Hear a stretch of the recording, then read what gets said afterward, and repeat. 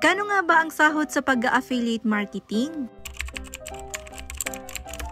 Kahapon nga ay Sunday at bago nga kami sumahod ay pumunta nga muna kami ng church. Abay magpasalamat muna bago kumobra, kasjay, diba? Baka hindi na kami bibiyayaan kapag hindi kami magpapasalamat. Kaya naman eto nga't nandito na nga kami sa may simbahan. Magpapasalamat muna nga kami dahil kahit papaano nga hindi niya nga kami pinapabayan at binibless pa nga niya kami. At tignan mo naman na paghahalatang nangangailangan kaya napakaraming tinitirik na kandila.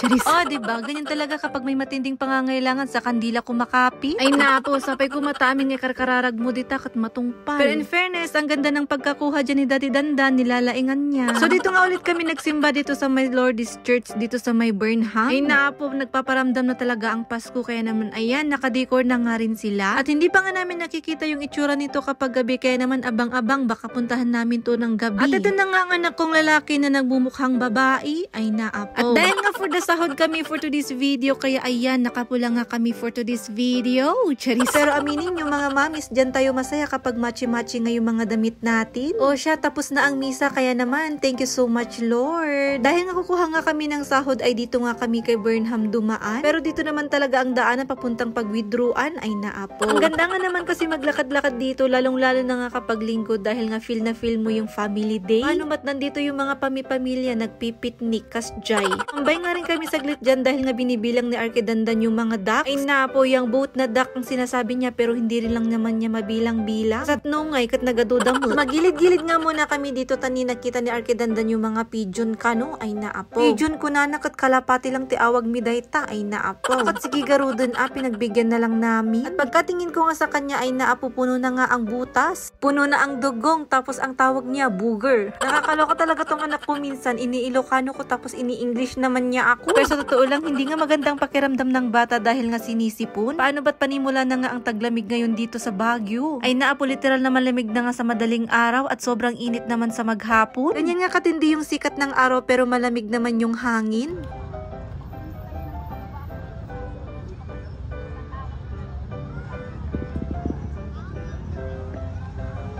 Pero yun lang, nasa kabilang bangin na pala ang mag-ama. Excited na silang kumobra. Ang sabagay, pero na yung pinag-uusapan, kaya naman sino ba namang hindi magiging excited? Pero mas excited nga itong bata na maglaro dito sa may Melvin Jones, ay naapo. O diba, intiro malataray nan at akas lamala nakabuluson nga baka. Charis. So ito na nga, totoo na to, malapit na nga kami sa aming pag-withdrawan. Itong i-withdraw ko nga ay sahod ko nga sa pag-affiliate sa TikTok. Bale, 2 linggo nga pala ito na sahod dahil hindi nga namin na-withdraw nung nakaraang linggo. At tada, ito na nga yung sahod namin for today's video. O siya, hulaan nyo na lang kung magkano. Charis lang, 6,000 lang naman yung sahod namin for today's video. And yes, Marites, 3,000 lang naman yung sinasahod ko sa pag-affiliate ko kay TikTok. Maliit man yan sa iba, pero malaki na nga yan para sa amin. Small affiliate marketer lang naman ako at nandito lang naman ako sa bahay. Kaya naman yung 3,000 a week ay malaki na ang bagay para sa amin. Kaya ayan, may pang Jollibee nga kami at may pang grocery na rin kami ng pang isang linggo. Yung 6,000 nga na sahod nga namin ngayon ay malaking bagay na talaga sa amin. Lalo na nga't ang mamahal na nga ng mga bilihin. Mabuti na lang talaga at nakakadiskarte nga rin ako kahit na dito lang ako sa bahay. Kaya ayan, thank you so much Lord. May pambili na nga kami ng wafer ni Arkedandan. At syempre dahil nga may sahod, ayan, bili din ako ng pangtawid naming ulam na noodles. O diba, ganyan talaga kapag wala na ngang ulam ay mag-noodles na nga lang din kami. Pero kahit nga may sahod ay tipid-tipid pa rin nga kami sa kape dahil mahirap ng ma-high blood. Nay, may pasimpleng kumukuha dito ng creamer. Ay napo, hindi naman kami nagki-creamer. O shit, eto nga't kumuha nga rin ako ng pangluto namin, kaso nga lang meron akong nakalimutang kinuha dyan. Yung mga nakuha ko ay meron pa pala kami. Tapos yung suka na wala kami, yun ang hindi ko nakuha, ay naapo. At kahit nga binalitan ni Arkedandan lahat yung canned goods namin, eto nga't kumuha nga ulit ako. Ay siya, bahala na kung babalatan niya ulit yan. Basta importante may pang-ulam kami, kasjay. So ito na nga yung moment of truth na pupuntahan ng sahod namin for today's video. Ang panggatas ni Arkedandan ay naapo. Kaya naman laking tulong talaga yung pag-affiliate ko, may pambili kami ng gatas. Kaya naman kung kagaya nga kita na mami ay subukan mo na nga ring mag-affiliate. Kung interesado nga kayo ay comment nyo nga lang dyan sa my comment section at gagawan ko nga ng separate video. So yun na lang muna for today's video. Thanks for watching. Thank you so much Lord.